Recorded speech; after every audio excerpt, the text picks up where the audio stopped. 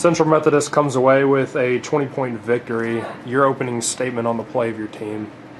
Well, I was very impressed. Graceland's always one of those trips that you always look at, like, let's hurry up and get this one out of the way. Especially the way Graceland played. They played us a zone pretty much the entire game. That's something that we're really not used to at this point, at least this juncture of the season. I just thought our guys did the type of things in our game plan that was really appropriate for the results that we ended up having for the results tonight. So yeah, I'm very tickled. The Eagles played their first regular season game in a little bit more than 2 weeks after having a break for Christmas and New Year's. Did you worry about your team at all coming into this game from an in-shape standpoint or any other aspects? Well, I think we have it pretty well set up to when we get back the night after Christmas. We have a couple practices a day. Lighter practice, preparation offense, a lot of shooting, and then we have our second normal practice. I think if anything else, it allows us an opportunity to catch up during this time without classes.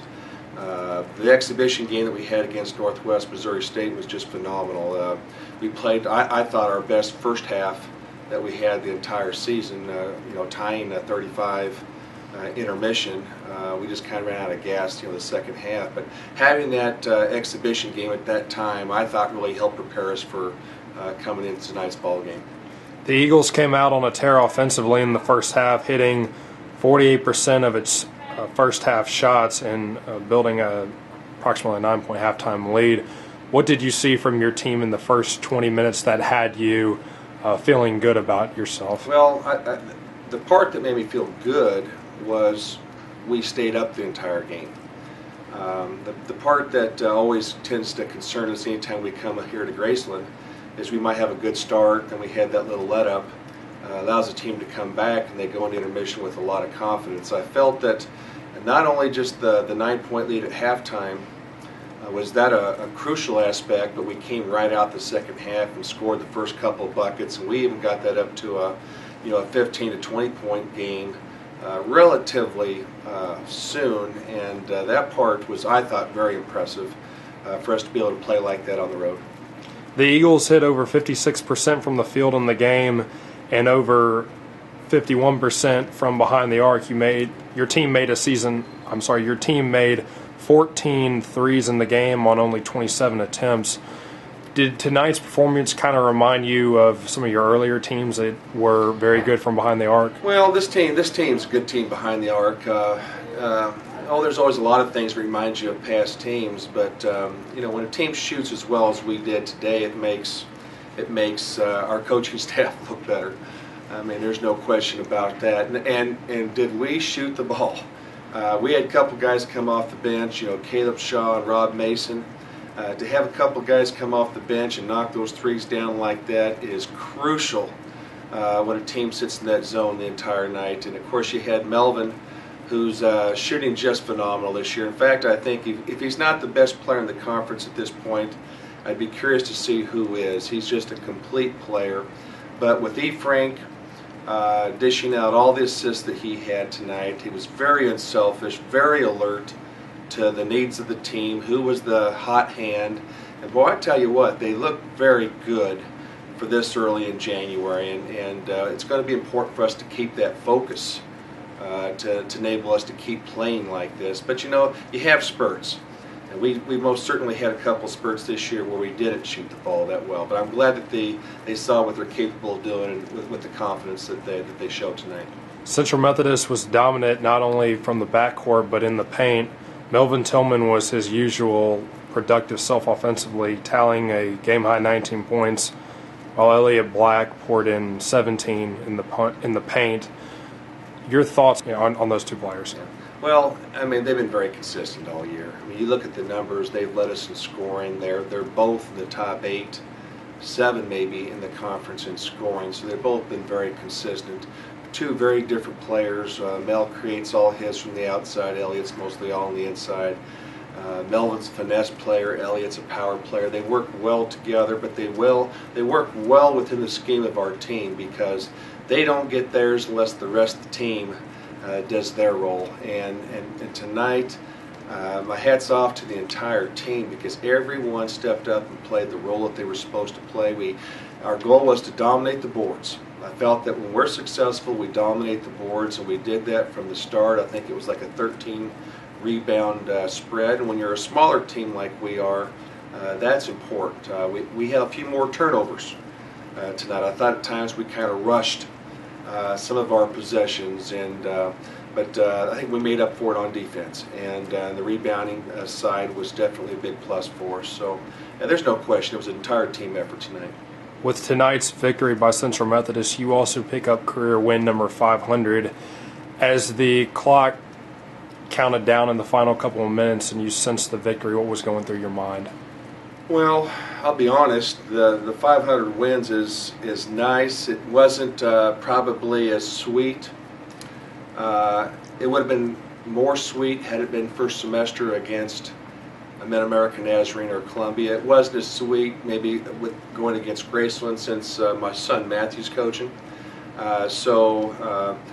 Main reason for that, I think the 4 years he played for me, he helped me, for the most part, become three-time coach of the year in the conference. And so he was a very big part of our success. It's not a lot of fun to go against him with a monumental number like this, but the most special thing for me is number 10 wins for this year's team right now, and 3-1 in the conference, because that's the most important thing. And these guys, everyone knew about the 500, but the bottom line is we wanted to win number 10 right now. We got number 11, hopefully, that we can go for on Saturday. But the thing that I'll never forget from this whole ordeal is turning around and looking at our women's basketball team up in the stands, and they're all holding up the 500 banners. They held up some ugly picture of a guy who was just hideous, resembled me a little bit, but I thought that was just about as special as it could be, and my hat's off to the ladies. They're having a phenomenal year to begin with, but for them to take time to do that for me was also very special. When you turned around and you saw those faces, and that had been in the plan for several weeks now, what did it mean to you, not only to see it from them, but to see your team giving you a standing ovation? Well, and the thing that was probably even as special was Graceland. Every Graceland player and coach that shook my hand congratulated me on that accomplishment, and to me that's a big deal. That, of course, obviously I would assume that they would probably know about it, but no, it's always special when your own team. Any accomplishment, just like Eric Franklin's 15 assists, that's only one assist away from a school record that we've been playing well over 100 years. And boy, if I would have known that, I sure would have given him another shot at, picking one up. But that performance, we haven't had anybody hit that many assists in close to, probably 20 years.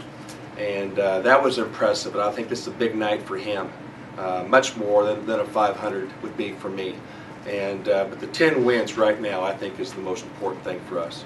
As you alluded to earlier, tonight's win was not only a significant win for your career milestone-wise, but it was also your first game coaching against your son with his first game as an assistant in Graceland versus Central Methodist. How did it feel to see him on the sidelines before, throughout, and how did it feel for him to embrace you afterwards? Well, I think we both chose to get in this profession. We had the luxury of getting to play side by side, and it's just a matter of time if you're both going to be in coaching. If I was going to keep coaching, eventually we were going to probably run against one another, and maybe one day we'll run on the same team again. Who knows? But it's just going to happen. I don't think I even thought about that during the game. After the game, seeing him come across, yeah, that's my son.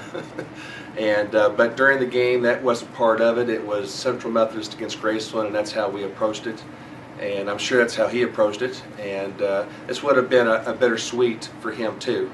Had they have pulled out the victory, it would have been bittersweet for him, because I know he's pulling for me every chance except for tonight. So it's one of those things where that's just part of it. And anyone that loves competition, that's just the way it goes. And you go out and compete for a day, and then tomorrow we're best friends, just like we always have been. So it's a good feeling either way, because that's kind of what we got into the profession for. Central Methodist returns to Puckett Fieldhouse on Saturday to face Avila University. How do you plan on getting career win number 501? Well, win number 11. Avila's tough. Probably the hardest playing team in the conference.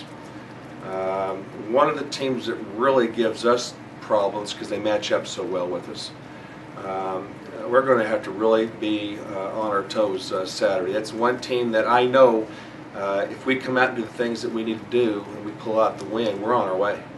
Avila, to me, is one of the best teams in the league.